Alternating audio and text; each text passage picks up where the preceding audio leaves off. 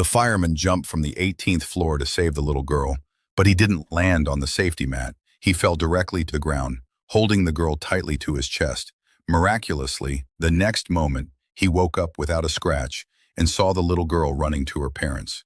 He sighed in relief, but when he greeted her parents, they didn't respond. Then he heard someone calling him and turned around to see two men in black.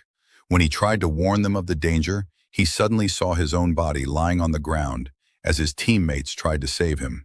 Shocked, he realized he might be dead. The men in black came to collect him, but he instinctively resisted.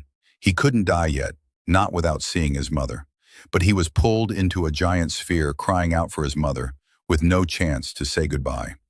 Unexpectedly, the fireman who died saving others was accused of treason, blamed for a death. Confused, he insisted he never killed anyone. Before he could defend himself, the ground beneath him erupted into flames. The guilty spirit tried to flee, but the fireman caught him, only to be condemned by the king's judge, who blamed him for failing to save his teammates in time.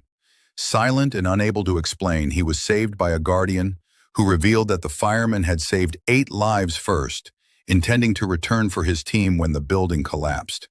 Realizing the truth, the king judged him innocent, but informed him he must pass 7 trials to see his mother again and be reincarnated. Eager, the fireman advanced to the second level, hell.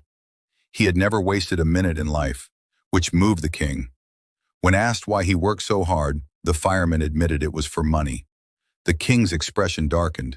In hell, loving money was a sin.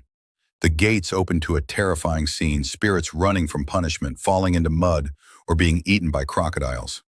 The fireman was thrown in, but a messenger saved him and explained that he earned money to care for his sick mother and younger brother. He worked multiple jobs, sleeping only 2 hours a day. Even when fainting, he persisted, stopping only at the moment of death. The king, moved by his sacrifice, realized he had been blind to the struggles of the living and let him pass the second level.